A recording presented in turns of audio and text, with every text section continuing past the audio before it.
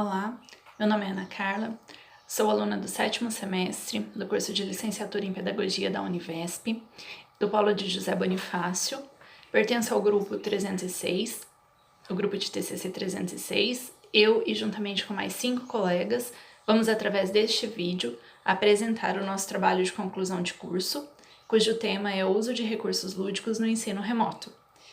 Aproveito para agradecer a todos que nos apoiaram até aqui e tornaram possível a finalização da nossa graduação, em especial a nossa família, a todos os professores e professoras, ao nosso orientador, o professor Gabriel Isola Lanzoni, e também a professora Amanda Angelose Silva, que faz parte da banca examinadora que irá avaliar o nosso trabalho. Olá, meu nome é Douglas Henrique Silva Souza, sou estudante do 8º semestre do curso de Licenciatura em Pedagogia do Polo de Biritiba Mirim, da Universidade Virtual de São Paulo.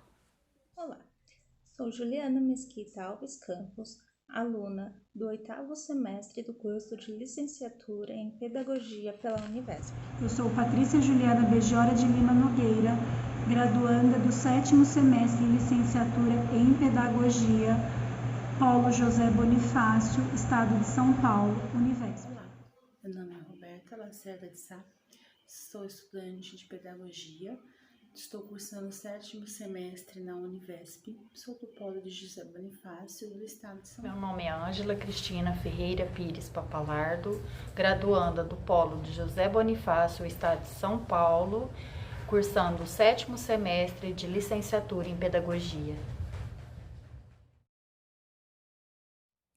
Diante das várias possibilidades, o grupo optou por trabalhar o uso de recursos lúdicos no ensino remoto. Para isso, utilizamos de entrevistas com profissionais da educação, onde foi possível identificar as dificuldades encontradas pelos profissionais, uma vez que, em muitos casos, os pais e responsáveis, familiares, não possuem os recursos necessários para a participação das aulas remotas. E também identificamos qual foi o caminho tomado pelo professor para melhor atender a população, né? E foi possível identificar também a importância dos pais responsáveis nesse processo de aula remota, pois eram eles quem aplicavam as atividades que os professores passavam. Então, em muitos casos, os pais não tinham a instrução necessária, não tinham conhecimento do que estava sendo passado, mas eles se esforçaram e realizaram as atividades, né? E apresentamos também no nosso trabalho uma análise das teorias de aprendizagem nas quais as atividades propostas pelos professores estão inseridas.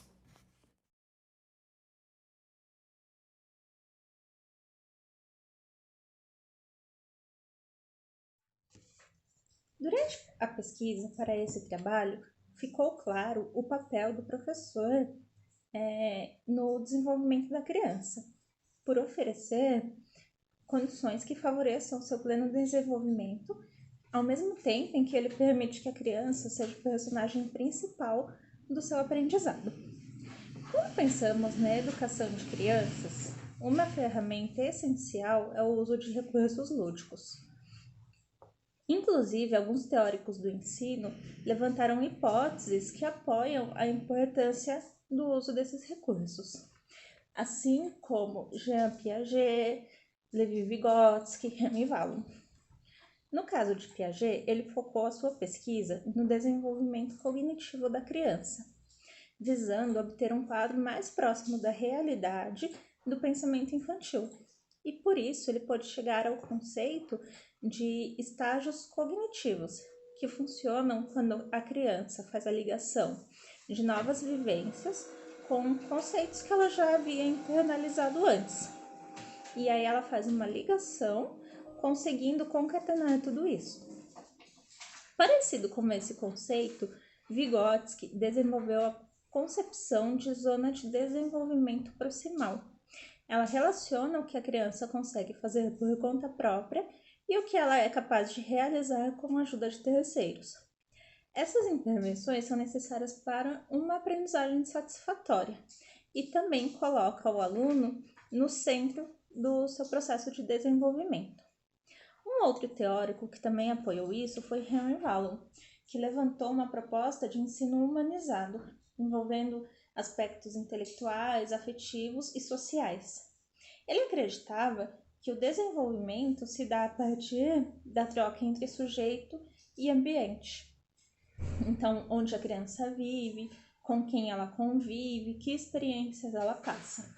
Então, ao analisar os argumentos desses três pensadores e discutir as suas teorias, chegamos ao ponto de relacionar as três, já que todas elas colocam a criança como ponto central do seu processo de desenvolvimento e aprendizagem. E isso foi fundamental durante esse período de ensino remoto, já que o uso desses recursos lúdicos facilitam com que isso seja realizado.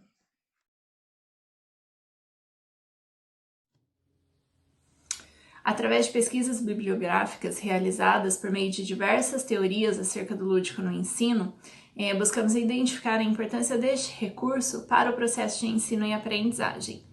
E, analisando a concepção de diversos autores, concluímos que o brincar é uma atividade predominante na infância e vem sendo explorada no campo científico com o intuito de caracterizar as suas especificidades, identificar as suas relações com o desenvolvimento e com a saúde, e, entre outros objetivos, intervir nos processos de educação e aprendizagem das crianças, né?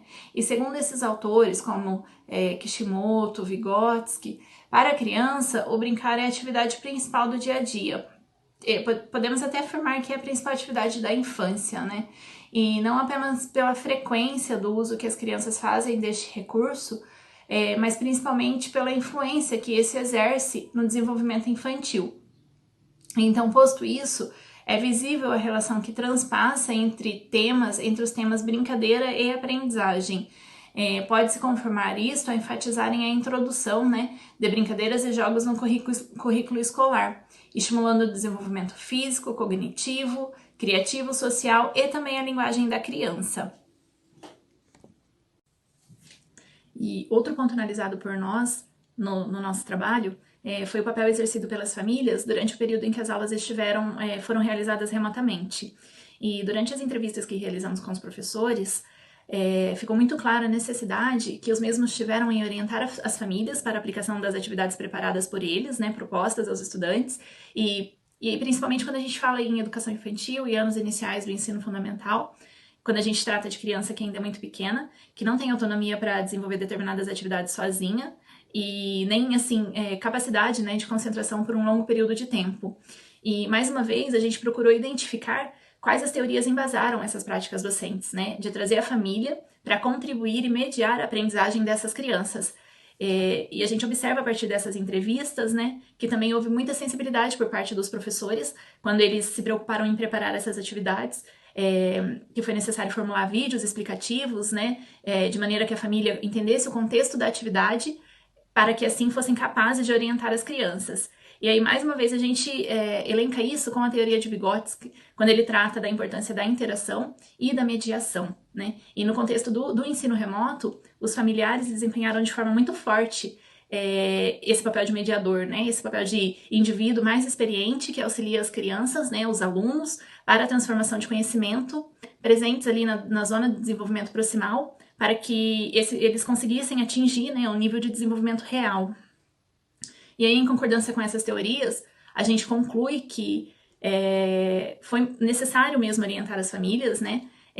A gente compreende a necessidade que esses professores tiveram em, primeiro, orientar os pais e os familiares, né, em outros termos, desenvolver a ZDP dos pais, ali em termos de ensino, para que os mesmos pudessem ajudar os filhos, ou seja, ajudar ali no trabalho da zona de desenvolvimento proximal, concretizando assim o processo de ensino e aprendizagem.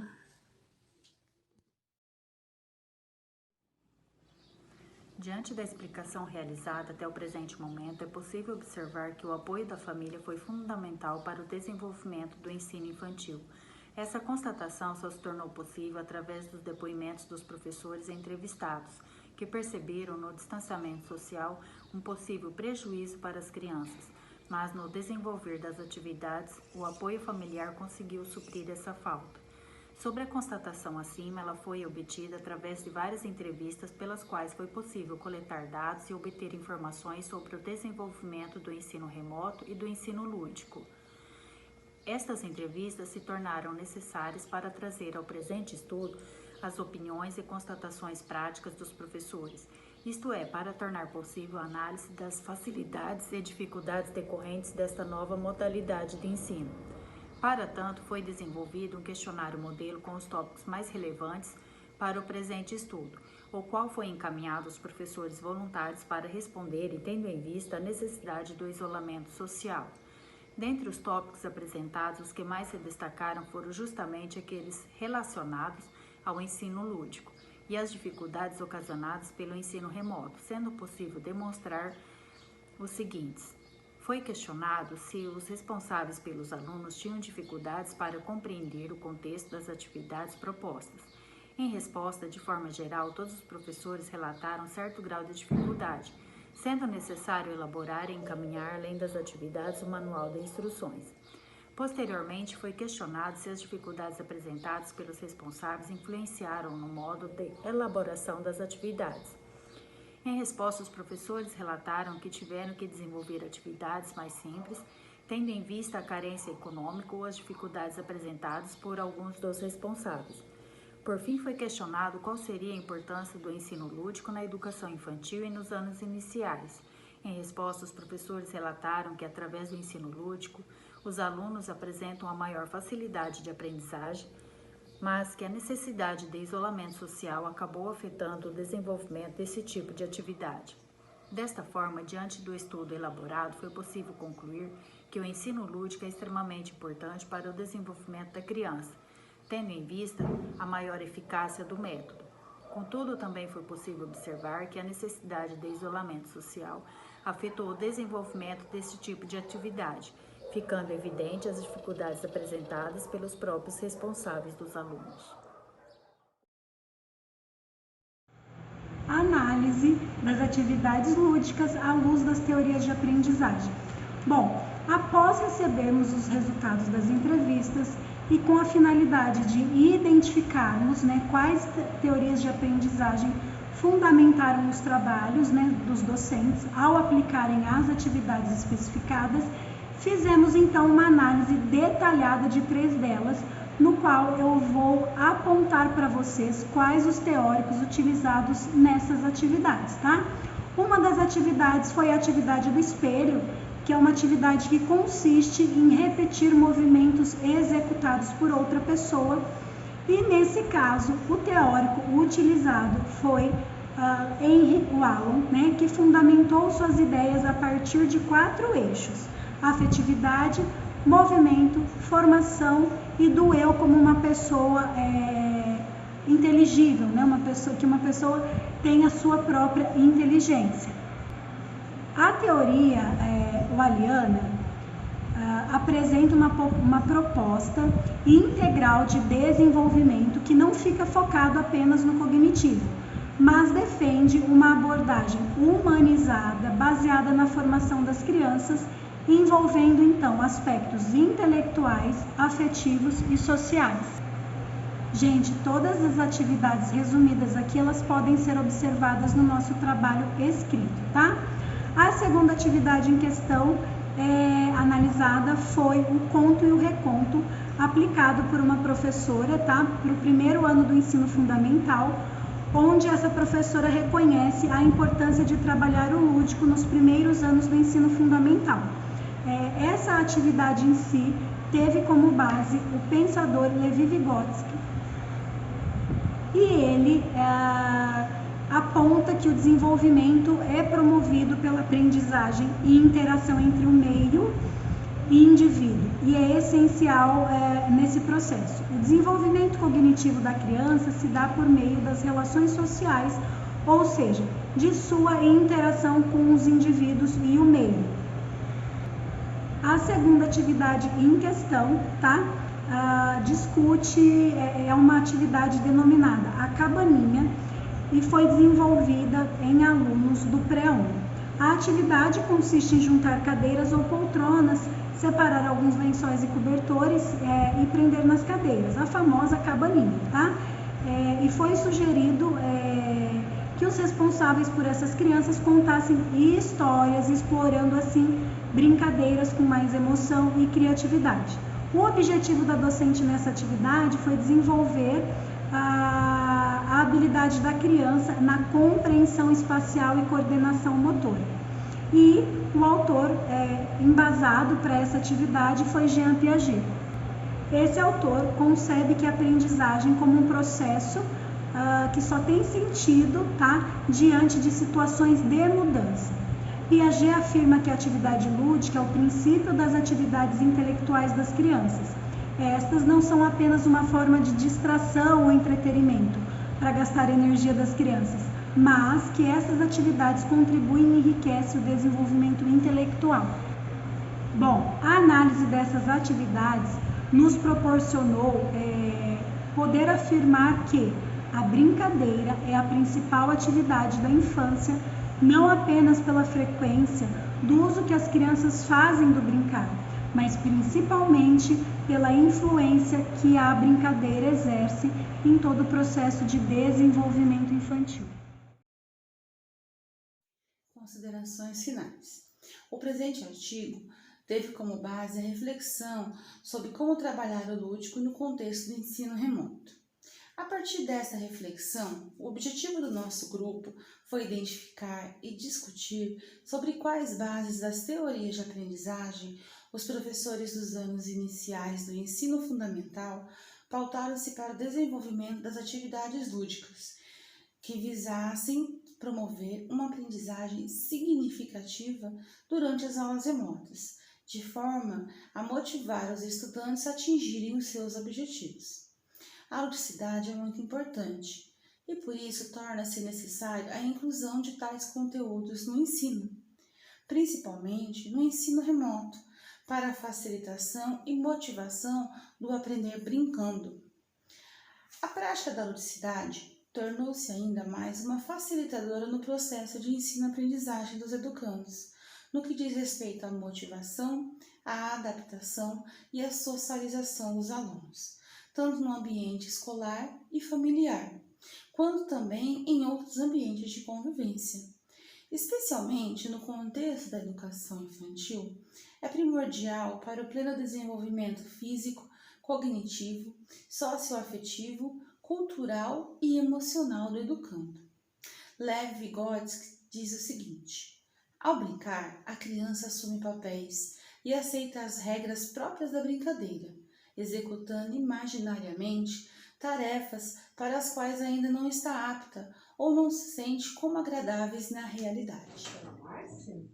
Em nome de todos do grupo, gostaria de agradecer a todos aqueles que tiraram um momento para assistir esse vídeo e nos prestigiaram.